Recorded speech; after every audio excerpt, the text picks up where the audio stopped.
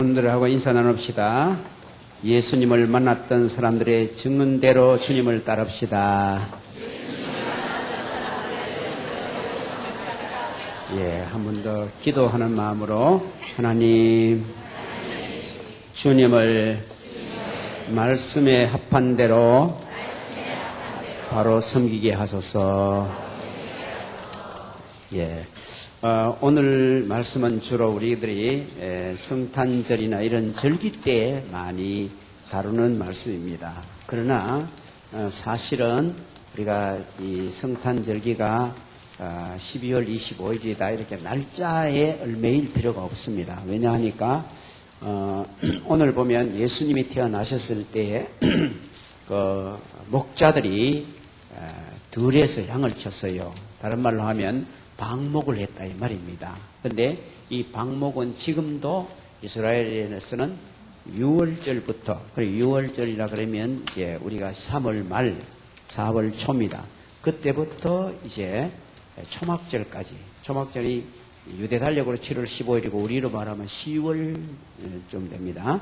그때까지만 방목할 수 있고 그 뒤에는 방목을 못 합니다. 다 이렇게 우리에 넣어놓고 그렇게 또 한 번씩 몰아내가지고 오가 나가고 이렇게 하는데, 그렇기 때문에 실제로는 우리가 성탄이 계절적으로 봐서는 오히려 여름일 가능성이 훨씬 더 많습니다.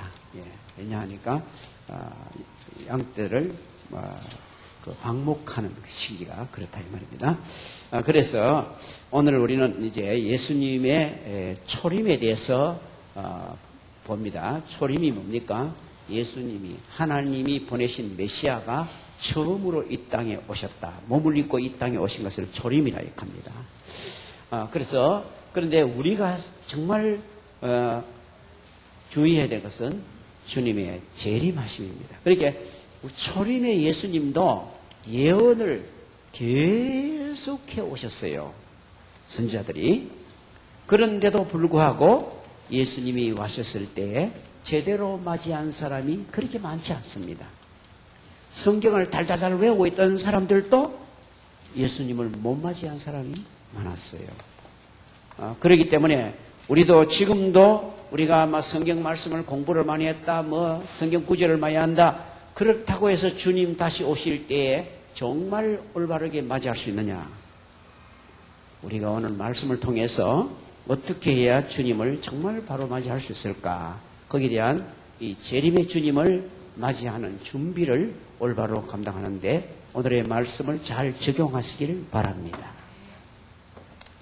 자, 그러면 먼저 1절부터 이제 20절까지의 내용은 예수님께서 목자들이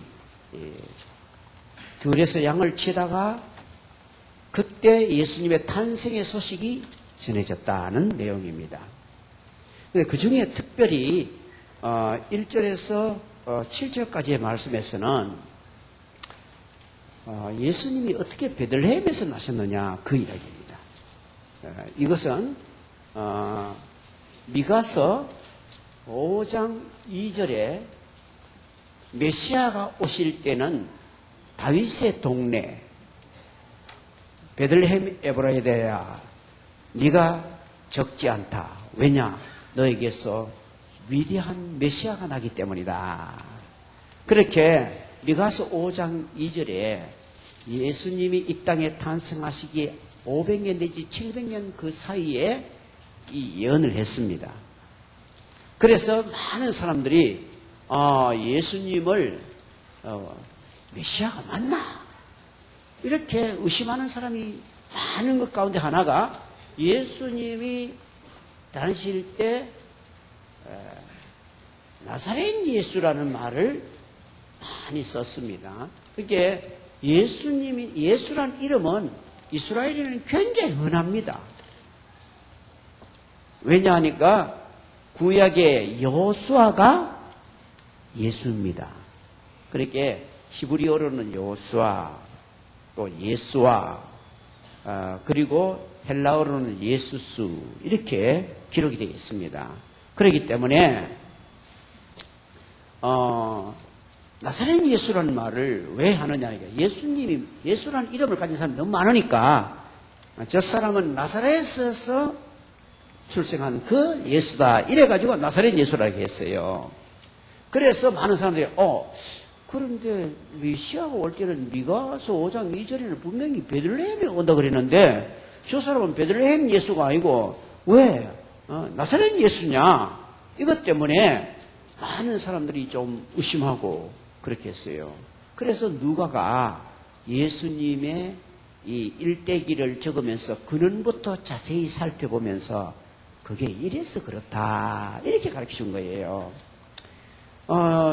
저도 호적에는 경북 정성군 부동면 하일이 364번지 이렇게 되어 있어요. 그래서 제가 정성 사람이다 이런 말을 하죠. 근데 실제로는 제가요, 중화민국 흑룡강성 거기에 출신이에요. 그래서 제 안태 고향이 거기에 중화라는 곳이에요. 그래서 제가 그거 한번 가고 싶어가지고 찾아봤는데 못 찾겠더라고. 상당히 우리 어머니가 말씀해 주시는 걸 듣고 그래도 그게 별로 큰 그렇게 하루빈 같이 큰 도시가 아니기 때문에 찾기가 좀 그렇더라고. 그래서 저를 보고 정성 사람 이카지만 실제로는 알고 보면 만주 사람이에요. 그래가 제가 이름에 주자가 붙은 이유가 우리 아버지가 만주를 기념한다고 짓대요. 그래요. 그러니까 예수님도 왜 베들레헴 예수라 안 하고 나사렛 예수라 했느냐? 그 이유를 여기 설명해 놓은 거예요. 원래 나사렛에서 예수님의 모친 마리아, 예수님의 모친 요셉이 살아셨어요. 그런데 나라에서 가이사 아구스도가, 그렇게 로마 황제가 자기의 식민지에 있는, 그렇게 전 국토에 안에 있는 모든 사람은 호적을 해라. 이 말은 결국은 세금을 매기기 위해서 사람 숫자를 정확히 파악하려고 그렇게 하라. 그래서 천하로 호적하라. 이게 천하로 호적하라. 왜냐하면 당시에 로마 제국이 엄청 컸습니다. 그래서 유럽과 그냥 인도에까지 미치는 이 엄청난 제국이었기 때문에 천하라 이래 불렀어요.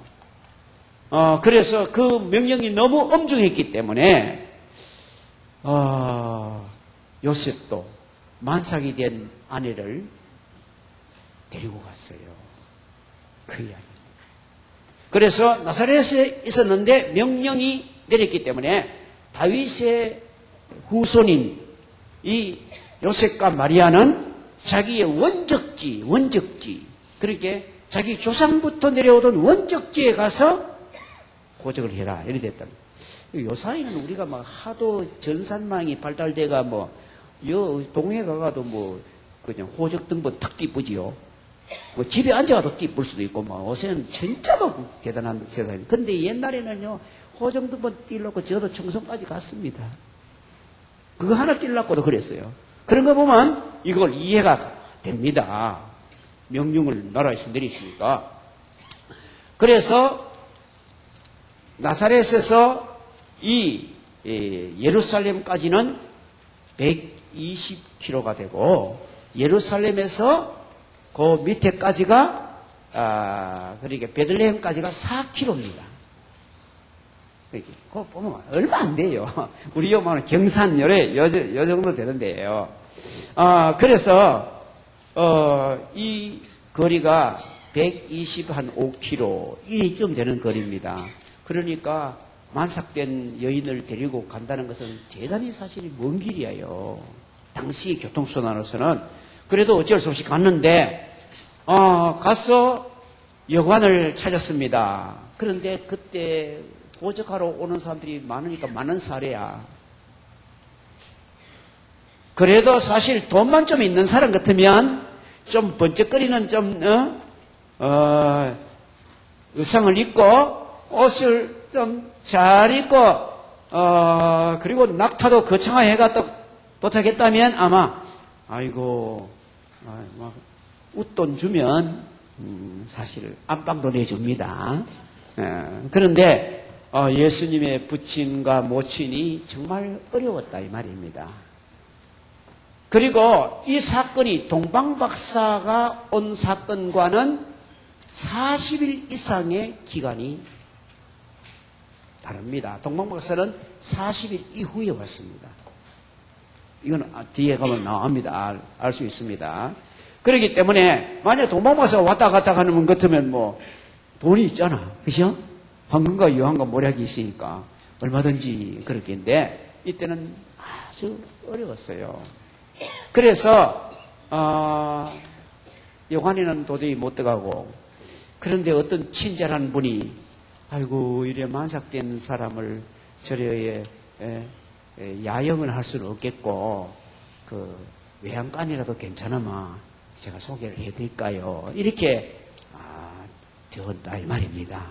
그런데 우리가 외양간 그러면 우리나라의 소원 외양간 이런 거 생각하면 아이고 그거 도대체 왜 어디 갔노 이래 싶으죠. 근데 그쪽에는 그게 아니고 우리나라의 그 굴 상당히 큰 굴들이 있잖아, 그죠? 그런 거 맨제로 그쪽에 그런 또 많이 있어요. 근데 그래서 거기에 양이 막 수백 마리 이렇게 들어가고 그다음에 또 거기다가 또 목자들도 거기에 자기도 하고 이래는 그런 외양간이 있었다 이 말입니다. 그래서 사람들이 거기 자기도 하고 하는 곳이에요. 그래서 거기를 안내해 드린 겁니다.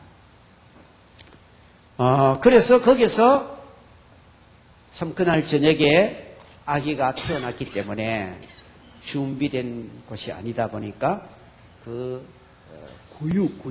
구육하는 게 우리 소도 보면 구유가 있죠. 그다란 소구유는 굉장히 큽니다, 그죠?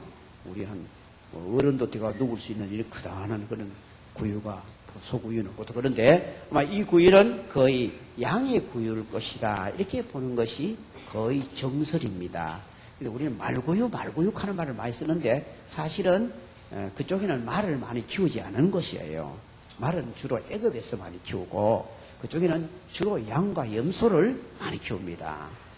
그러니까 양의 그 구유였을 가능성이 제일 많습니다. 그러니까 별로 크진 않아요. 그런데 거기에다가 싹 청소하고 구유에다가 강보에 그렇게 포대기에다가 아기를 싸서 낳았다는 말이에요. 근데 그 강보도 제가 요사이 좀 이렇게 이스라엘 그쪽 풍속 공부를 좀 해보니까 지난번에 말씀드렸지요, 그죠? 그냥 포대기가 아니고 신부가 결혼하고 나면 아기 놓을 때까지 이쁜 그 포대기에다가 성경 말씀을 수를 놔요. 신명기 6장 4절에서 9절도 놓기도 하고 신명기 28장 1절에서 14절까지 놓기도 하고 하여튼 이런 복된 말씀들을 거기에 잘 놓습니다. 그래서 아기가 놓으면 딱 싸면 말씀 안에 쌓이도록 이렇게 되어 있어요. 그 강보를 말합니다. 그러면서 그때 강보에 서서 구유에 누웠어요.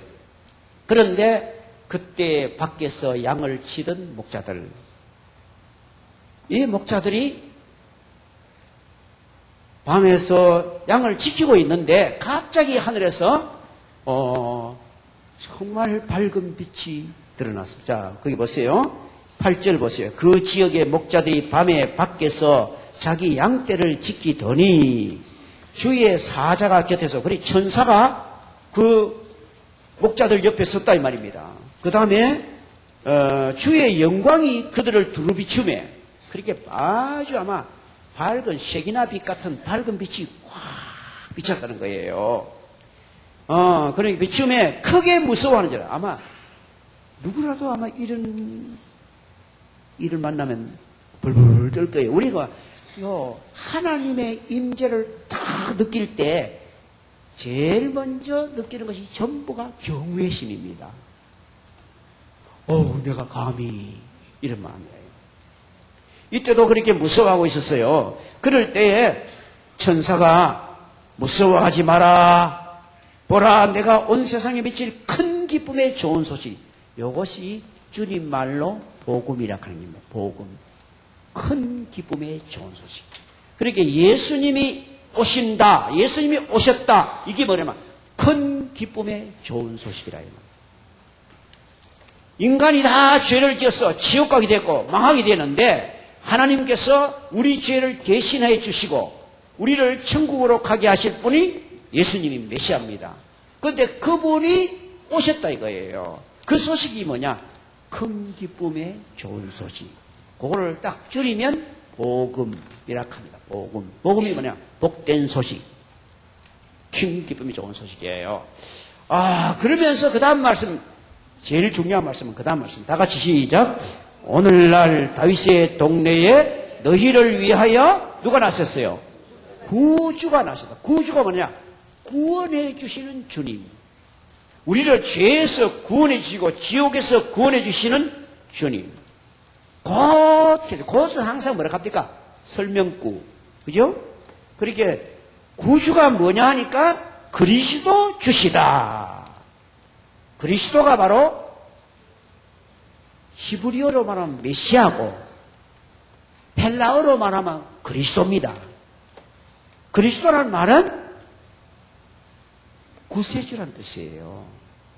기름 부음 받았다. 그렇게 우리가 직역하면 그렇게 되는데 그 뜻이 뭐냐 하니까 그분은 말씀으로 우리를 깨닫게 해주시고 제사장으로 우리 죄를 사해 주시고 그리고 우리를 주 앞에 갈 때까지 보호해 주시는 분이다.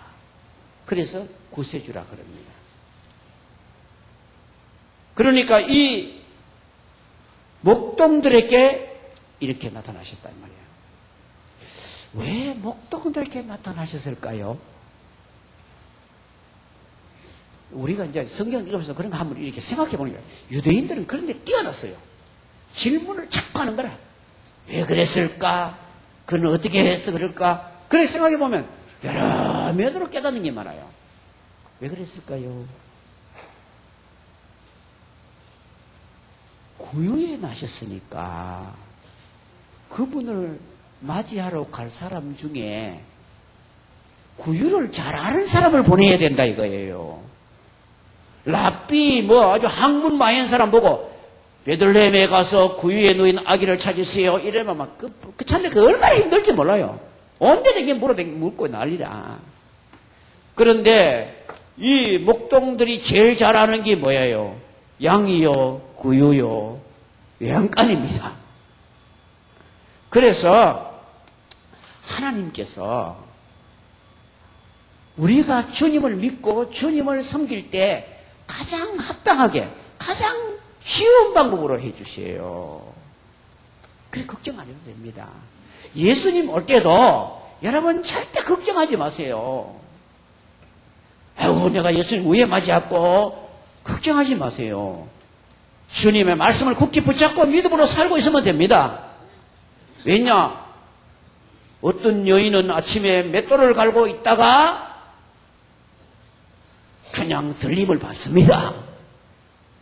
어떤 사람은 낮에 쟁기를 가지고 밭을 갈다가 데려갑니다. 어떤 사람은 잠을 자다가 데려갑니다.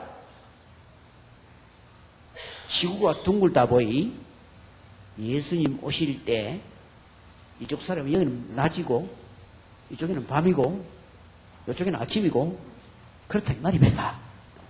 그러니까 우리가 정말 믿음만 바로 간직하고 있으면 여러분이 말씀만 바로 붙잡고 있으면 주님 오실 때 늘 산에 내가 기도만 하고 있고 온 세상이 되면 전도만 하고 있고 그래야지 주님 오실 때 아멘 할렐루야 하지 잘못하다가는 주님 놓치고 였고 걱정할 거 없습니다. 이때 목자들은 뭐 했습니까? 자기 양을 지켰어요. 그래 자기 직업을 잘 감당하고 있었어요. 그렇게 선생님은 선생님, 교수님은 교수님, 의사는 의사, 공무원 공무원 그거 잘 감당하면서 하나님 말씀을 주실 때 올바로만 순종하면 돼요. 그래서 가만 오늘도 이분들이 전부 여기 나오는 그러니까 안나, 시므온, 목자 이 전부가 알고 있으니까 지난번에 제가 말씀한 대로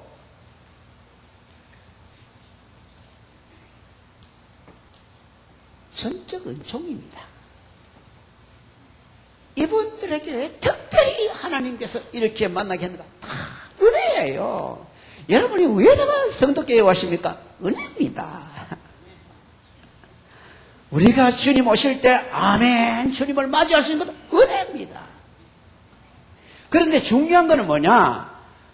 이렇게 은총으로 말씀이 이렇게 나타났어요. 그죠?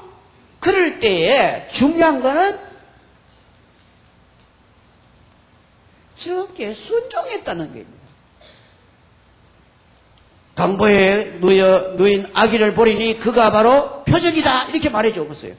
그럴 때 아이고 지금 이렇게 뭐 깊은 밤에 우리 지금 양떼도 지켜야 되는데 무슨 또 일만을 하나. 그러고 그때 뭐 수근수근 가고 치웠으면 이 큰 복을 못 누립니다.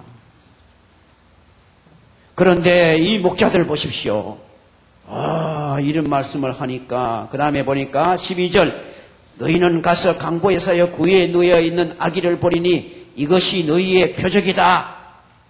그러니까 강보에서여 구에 누인 아기가 있는데 그 아기가 바로 메시아라는 증거다. 그리스도다. 그 말은 구유의 아기가 잘 난단 말이요 안 난단 말이요? 예, 암만 가난해도 아기 낳을 때는 그래도 방에서 낳지 외양간에 구유에 낳는 일은 10,000명 중에 1명도 잘 없다 이 말입니다. 그러니까 그거 만나면 그게 표다 표적이다 이거야. 그래서 이분들이 그 말을 듣고는 참 감격했는데 그때 천군 천사들이 노래를 부릅니다. 찬송을 하는데 이 찬송이 유명한 찬송 14절 시작. 지극히 높은 곳에서는 하나님께 영광이요 땅에서는 하나님이 기뻐하신 사람들 중에 평화로다. 그러니까 예수님이 이 땅에 오신 것이 이 말입니다. 여기 딴 거 아니라 예수님이 이 땅에 오신 것이 지극히 높으신 하나님께는 영광이라. 왜냐? 이 예수님이 오심으로 죄인들이 다 구원받고 구원받은 죄인들이 막 하나님을 찬양할 테니까 하나님이 영광을 받으시는 거야. 영광이에요.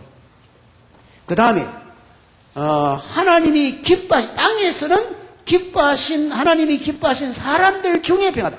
그 하나님의 은혜를 주실 때 그것을 받아들인 믿음으로 받아들이는 사람, 이 사람에게는 평화로다. 지금까지 지었던 모든 죄가 예수 그리스도를 받아들이는 순간 영접하는 자 곧 그 이름을 믿는 자들에게 하나님의 자녀가 되는 권세를 주셨다. 그게 평화로다. 그래서 예수님께서 수고하고 무거운 짐 진 자들아 다 내게로 오라. 내가 너희를 거기서 딱 말씀했잖아. 그죠? 수고하고 무거운 짐 가지고 예수님께로 오면 내가 너희를 쉬게 해주겠다. 평화를 주겠다 이거야. 화평을 주겠다는 거예요. 그래서 이때 이 천사의 노래를 듣고는 자 15절 보세요. 천사들이 떠나 하늘로 올라가며 목자가 서로 말하되 이제 베들레헴에 가서 우리에게 주께서 우리에게 알리신 바 이루어진 일을 보자. 그러고는 16절 보세요. 뭐 했어요? 빨리 갔어요. 빨리 갔어요. 빨리 가니까 이분들은 외양간을 잘 알고 구유를 잘 아니까 얼른 가서 찾았지요.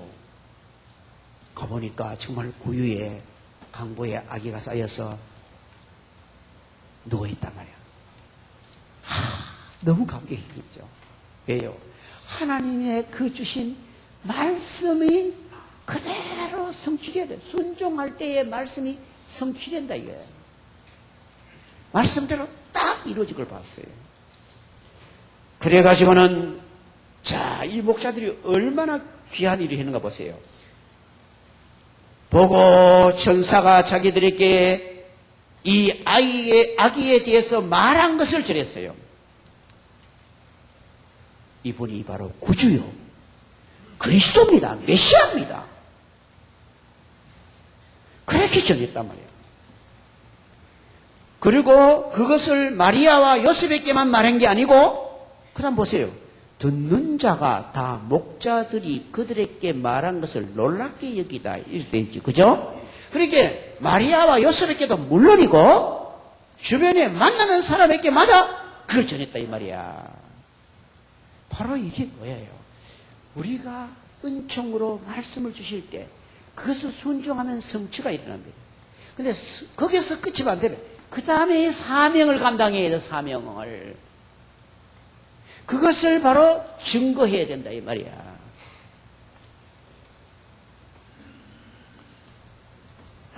그래서 이분들이 막 증거했는데 19절 보니까 그 놀라운 소식을 듣고 뛰어가서 예수님을 맞이한 사람도 있었겠지만은 뒤에 보니까 마리아는 이 모든 말을 마음에 새기어 생각했다.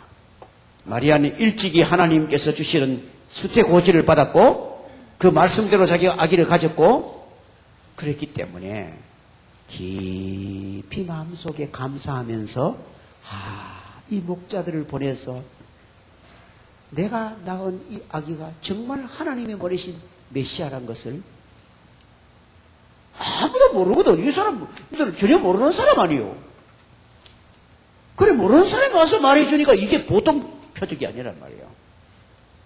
본래 잘 아는 사람이 뭐 그런 소문 들었다 하면서 와가 이리 얘기하면 그거 뭐 얼마든지 그럴 수 있다 생각하지만 전혀 모르는 사람, 이 지방 사람 저 아는 사람이 없는데 와서 이야기해 줬단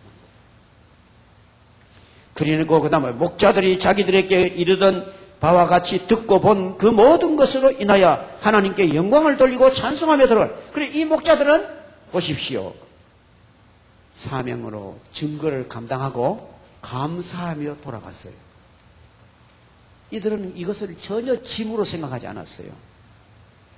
너무 감격했어요. 그래서 지금까지 우리가 예수님을 제일 먼저 전한 사람들이 아기 예수를 제일 먼저 전한 분이 누구냐? 목자들이다. 이름도 없어 이 사람들은. 그래요.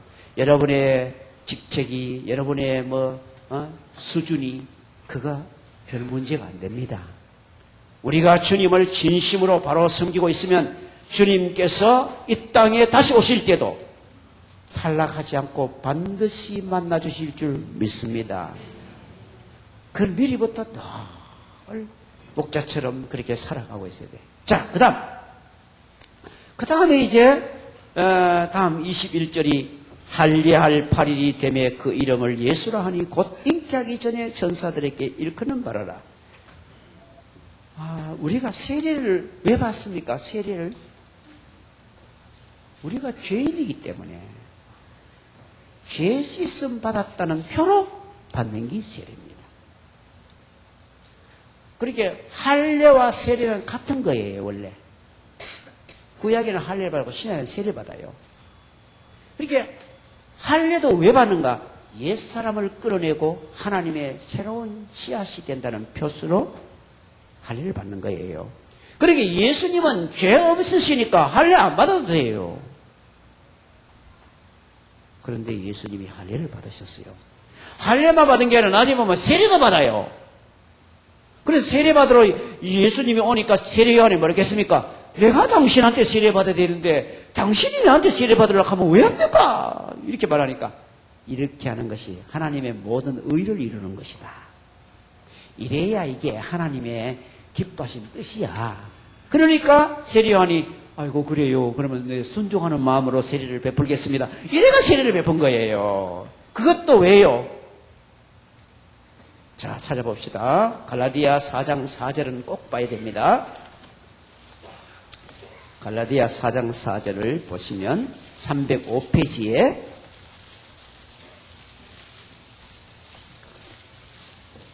뭐라고 나와 있습니까? 때가 참에. 알겠어요? 예수님이 지금 2010년 전에 이 땅에 오셨다. 거기 그때가 딱 된 거예요. 그때가 가장 정치적으로도 어려운 때였고 신앙적으로도 혼란한 때였습니다.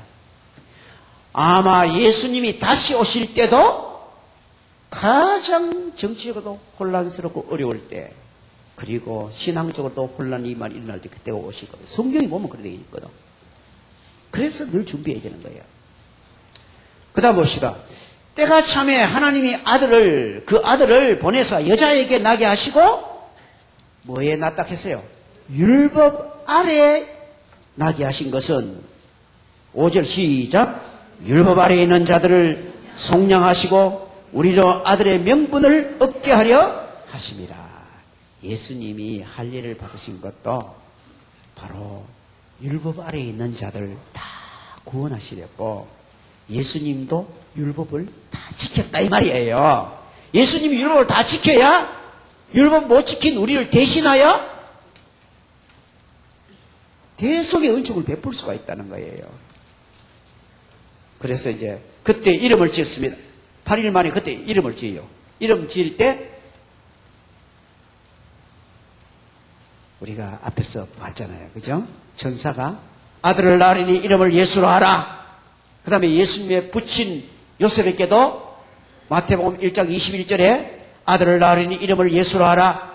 이는 그가 자기 백성을 저희 죄에서 구원할 자이기 때문이다. 거기는요, 요셉에게는 이유까지도 밝혀주었어요. 밝혀놨어요.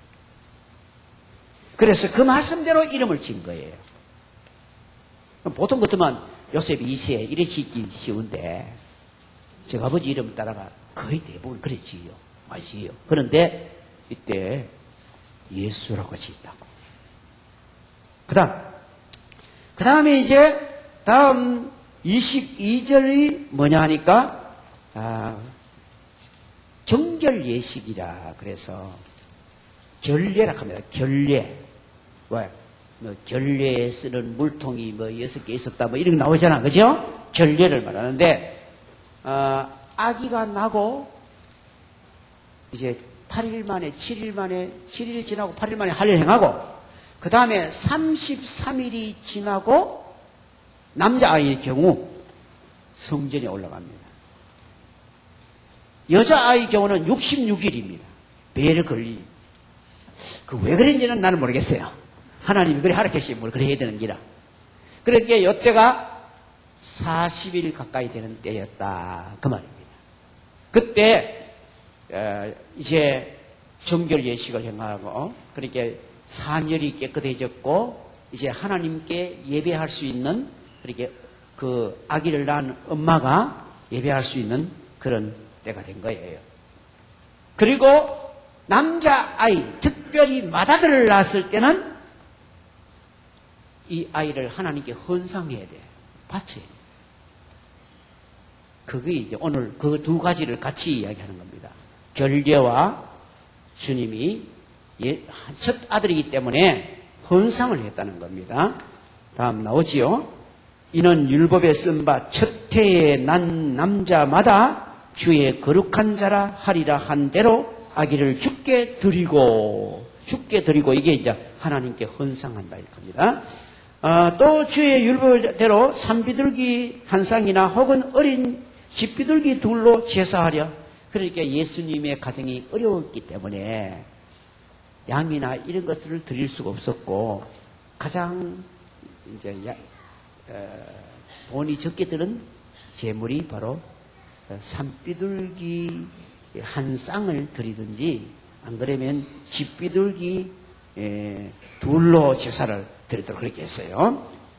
자, 그렇게 하는데 마침 그날 딱 올라갔는데 그 다음 오늘 이제 등장인물이 또 한 사람 나옵니다. 시므온이라는 사람. 이 시므온이라는 사람도 참 우리가 주님을 맞이할 때 이런 자세로 있어야 된다는 것을 알 수가 있습니다. 자, 시므온은 어떤 사람이냐. 그러니까 먼저 목자들은 하나님의 말씀을 받으면서 순박하게 살고 자기 일을 잘 감당하고 있었던 사람이에요. 근데 어머나 보시오. 예루살렘에 시몬이라는 사람이 있는데 이 사람은 남자입니다. 의롭고 경건하여. 의롭다는 말이 뭐냐 하니까 말씀 잘 순종했다 이 말이에요. 의롭다는 말이 그거예요. 그 다음에 경건했다. 하나님께 예배하는 일을 잘 감당했다는 말입니다. 그리고 이스라엘의 위로를 기다리는 자라. 하나님 언제 이 나라에 해방을 주시겠습니까? 언제 이 나라가 하나님께 은혜를 입겠습니까? 그러면서 늘 그걸 사모했다는 말입니다. 그러니까 이 사람은 말씀 순종과 예배를 잘 드리고 평안하게 이 하나님 나라를 위해서 그렇게 사모했던 사람입니다. 그런데 그래서 그 다음 보세요.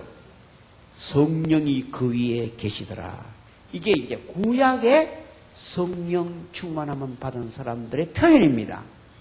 신약에는 성령이 우리 마음속에 들어오시고 구약에서는 성령이 그 위에 계시더라 이렇게 표현합니다. 그러니까 이렇게 하나님 말씀대로 믿음으로 순종 잘하니까 하나님의 임재를 경험하고 살았다는 거예요. 여러분들도 지금도 말씀을 잘 순종하고 예배를 올바로 드리면 제일 큰 특징이 뭐냐? 하나님이 나와 함께 하신다.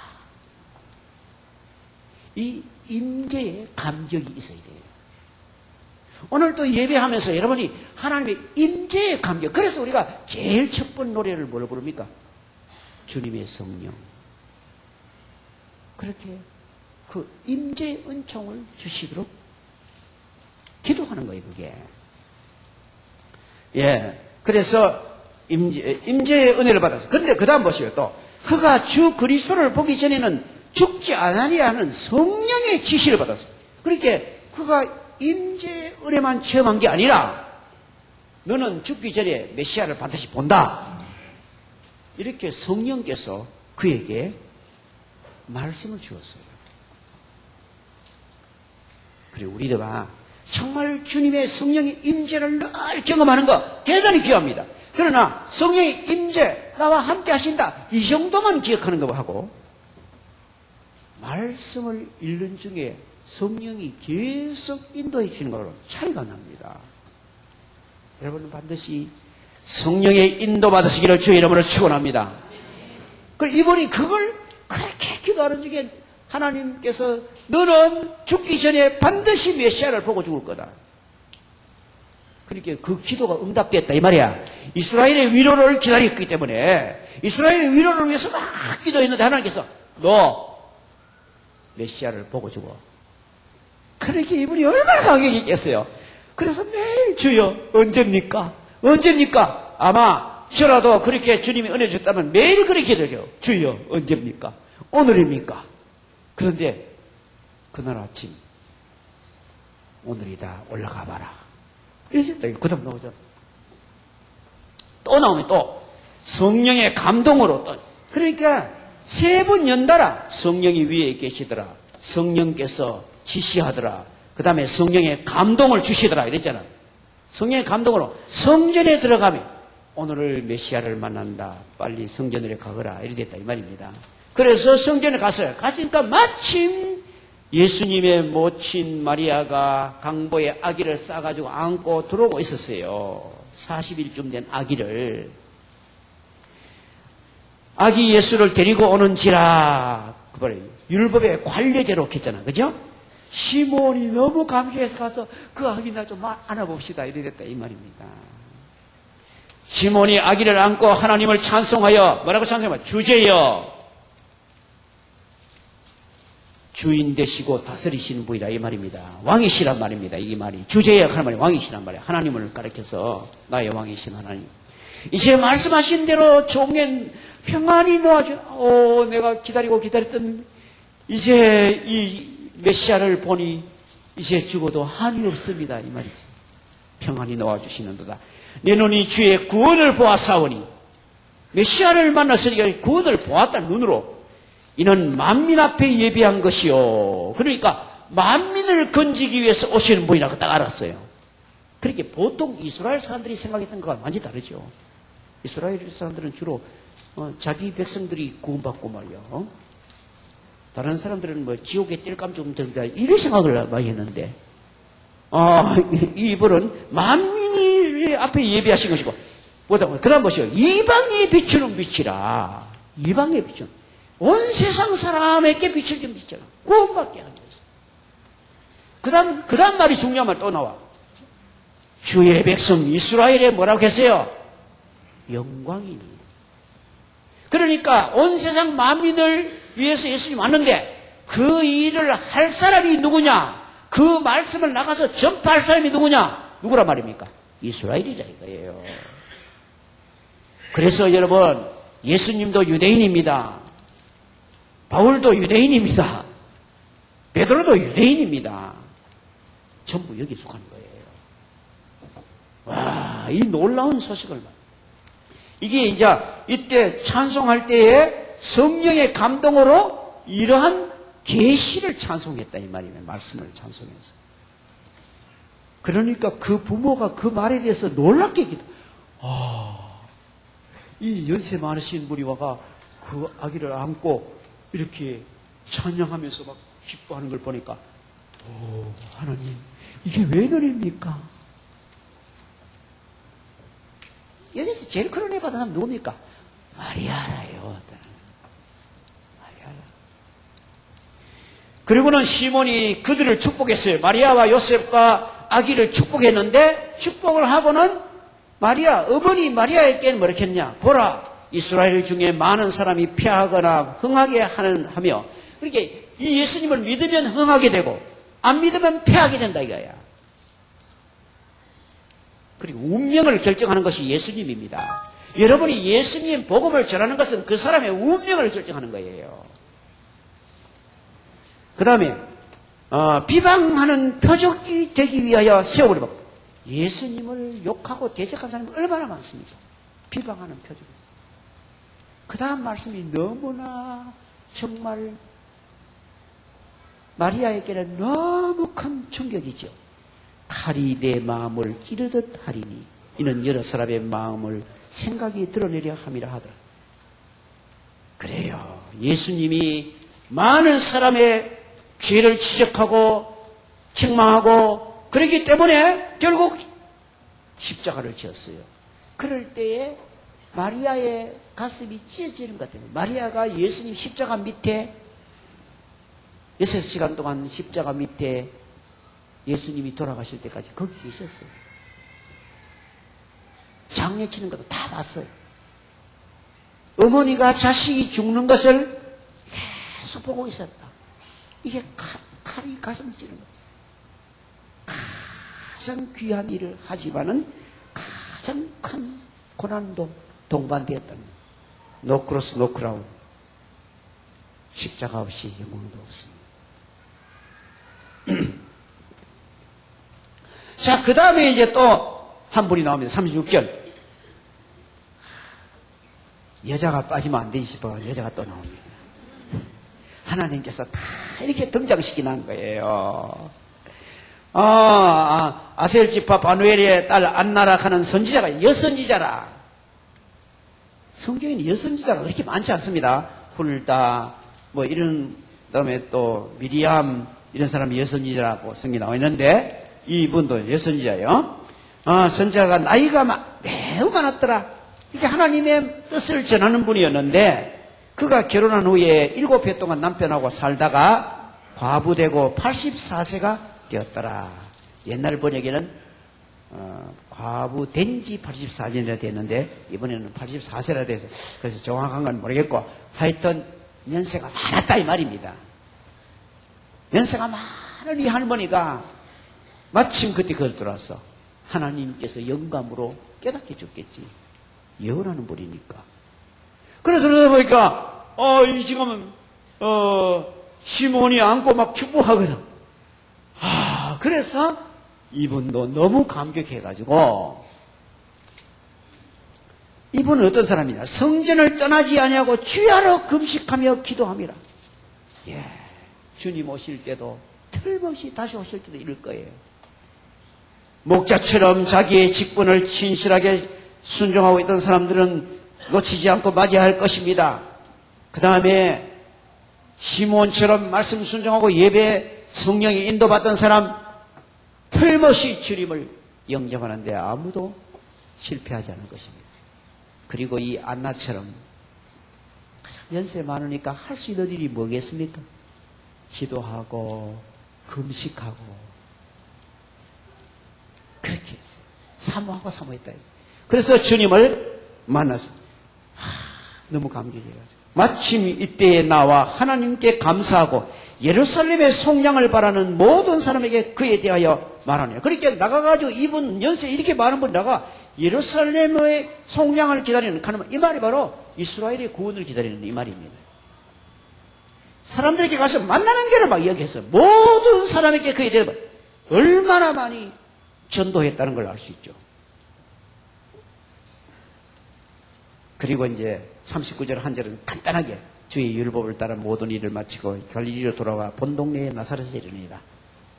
이게 이제 동방박사 사건은 마태복음에 있고 여기는 없습니다. 그 다음에 동방박사가 와셔가지고 애굽에 갔다가 돌아와셔가지고 나사렛 갔던 겁니다. 그리고 12세가 된 때 이야기가 다음 41절부터 예수님이 12살 되었을 때 예루살렘에 유월절 지키러 갔어요. 그런데 유월절 지키러 갔는데 가서 절기를 마치고 이제 내려가는데 예수님은 안 내려가시고 거기 성전에서 학자들 같이 대화를 나눴어요. 근데 모친 마리아하고 모르고 갔어요. 아마 같이 오겠지 하면서. 왜냐하면 마을 사람들이 거의 같이 움직입니다. 그런데 하루 지나고 난 다음에 저녁 때 식사하려고 아마 저녁 식사하려고 모두 모여라 했는데 없는 거예요. 아이고 이거 어디 댕기고 이래가지고 찾으러 올라가 3일 만에 성전에서 만났어요. 만나보니까 율법 학사와 대화를 나누더라 이거예요. 그 율법 학사들이 너무 놀랐어요. 너무너무 대화 내용이 진지했기 때문에. 근데 저도 이것도 전에까지는 12살 문화가 뭐 그런 이렇게 예상하는데 요사이 유대인에 대한 연구를 좀 해보니까 유대인은요 13살에 성인이 됩니다. 남자, 여자는 12살에 성인이 됩니다. 근데 성인식 할 때는 설교를 15분짜리를 자기가 합니다. 우리하고 완전히 다릅니다. 우리도 이렇게 키워야 되겠다 이게. 12살 될 때는 성경 지가 읽고 지가 뜻도 해석할 줄 좀 알고 12살 손 들어봐. 없나? 그렇게 너무 빤듯한 거야. 그래서 율법 학사와 얼마 된 대화 LA 갔을 때도 그렇고 이 유대인들이 공부하는 데 가보면 막 토론하는 거야 서로 토론하는 거. 그렇게 이 말씀이 이제 진짜 전에까지는 이게 특별히 막 예수님이 했기 때문에 특별한 어떤 이적적인 그런 기인가 없다 이런 생각이었는데 그게 아니고 이게 일반적으로 유대인들이 이렇게 하는데 예수님께서 그 하는 것을 거기서 하고 있었다 이 말입니다. 그래서 마리아가 너무 놀라가 와가 아이야 우리가 걱정하고 있었는데 어째 가고 있노 하면서 와가 3일간을 찾았던데 그래 뭐. 그런데 그때 예수님이 하신 말씀 유명한 말씀 49절 예수께서 이르시되 다같이 시작 어찌하여 나를 찾으셨나이까 내가 내 아버지 집에 있어야 될 줄 알지 못하셨나이까. 내가 하나님의 아들인데 아버지 집에 있는 게 당연하지 왜 딴 데 가가 찾으시고 그러셨어요. 성전에 빨리 오셨으면 바로 만나실 텐데. 그래요. 그래서 그 말 듣고 다음 보세요. 그 부모는 그 하신 말씀을 깨닫지 못하였다 이랬었죠. 그러니까 이걸 보면 하나님이 깨닫게 안 해주시면 우리가 볼 때는 맞아 왜요? 앞에 뭐 예언하고 다 아니까 그런데 마리아는 자기가 그게 장본인이었지만은 또 하나님 편으로 생각 안 하면 항상 인간적인 생각, 인본주의로 생각하면 꼭 무슨 소리야? 이런 마음이 나올 수 있어요. 그리고 우리는 항상 하나님께 깨어 있어야 되는 거예요. 그리고 51절에 예수께서 함께 내려가서 나사렛에 이르러 순종하여 받으시더라. 그렇다고 해서 그 다음부터 내가 메시아인데 이렇게 된 게 아니다 이 말입니다. 알겠어요? 그 다음 18년 동안 몫으로 예수님께서 그의 아버지 일을 이어받으면서 같이 일했어요. 순종함을 받으셨어요. 그리고 유명한 요절 52절 다 같이 시작. 예수는 지혜가 키가 자라가며 하나님과 사람에게 더욱 사랑스러워 가시더라. 그래서 우리가 정말 모든 우리 그리스도인의 가정에서는 자녀 양육할 때 그저 예수님처럼 되게 하는 게 그게 바로 우리들의 목표예요. 세계적인 위대한 힘 이거 소용없어요. 예수님처럼 되도록 하는 거예요. 그래서 거기에 뭐냐면 지혜가 자랐다 그랬어요. 키가 자랐다 그랬어요. 그 다음에 하나님께 사랑스러워 가시더라. 영적으로 사람에게 사랑스러워 가시더라. 사회적으로 우리가 이 네 방면으로 반드시 자녀를 양육할 때 여기에 그러니까 지혜가 자라기 위해서 말씀과 그 다음에 공부를 시켜야 돼. 하나님 말씀이 지혜의 근본이기 때문에. 그리고 키가 잘 자라도록 하기 위해서는 우리가 잘 먹여야 돼요. 영양을 돌보고 또 운동도 시키고 그렇게 규칙적인 생활하도록 잘 지도해 줘야 돼요. 그 다음에 영적으로 하나님께 사랑받기 위해서는 반드시 가정 예배를 드리세요. 그래서 영적으로 정말 하나님과 통하는 사람 되도록 하라. 말씀에 대한 철저한 순종하는 사람 되도록 만들어라. 그리고 사회적으로 사람들에게 사랑스러워 가기 위해서 제가 자주 얘기했어요. 인사를 잘하도록 해줘라. 예절을 잘 지키도록 해줘라. 질서가 있는 사람들. 그래서 우리 교회 어린이들은 이렇게 되기 위해서 지금 노력을 많이 하고 있습니다. 정말 인사를 잘해야 돼, 인사. 그리고 말이나 모든 면에 예절을 잘 지킬 줄 알아야 돼요. 그리고 특별히 어른, 선생님, 목사님 이런 질서를 하나님이 주신 권위에 대한 질서를 순종할 줄 아는 이걸 잘 가르쳐야 돼요. 이 네 가지 면이 정말 조화가 될 때에 가장 이상적인 하나님의 일꾼으로 자라난다는 말입니다. 기억하시고 오늘 말씀대로 먼저 우리는 삶 속에서 평범한 모든 일을 진실하게 잘 감당해야 됩니다. 그리고 하나님께서 깨닫게 해주시고 성령에 인도해 주실 때 순종하는 사람이 되어야 됩니다. 그리고 나에게 체험을 주실 때 그것을 나의 것으로만 그치지 말고 다른 사람에게 전하고 나누어야 됩니다. 그렇죠. 그리고 그것을 내 가정에서부터 잘하자 이 말이야. 내 가정에서부터. 그래야 할 때 하나님이 쓰시는 귀한 가정이 될 줄 믿습니다. 기도하겠습니다. 아버지 하나님, 오늘 귀한 말씀을 통하여 우리들이 주님을 다시 오실 주님을 맞이할 준비를 하는 동안 어떻게 감당해야 될지 말씀으로 깨우쳐 주신 것대로 순종할 수 있게 해 주시옵소서. 그리고 우리 가정에서 자라는 모든 우리 자녀들을 예수님처럼 잘 양육하여 하나님의 귀히 있으시는 인재가 되게 하여 주옵소서. 예수님 이름으로 기도합니다. 아멘.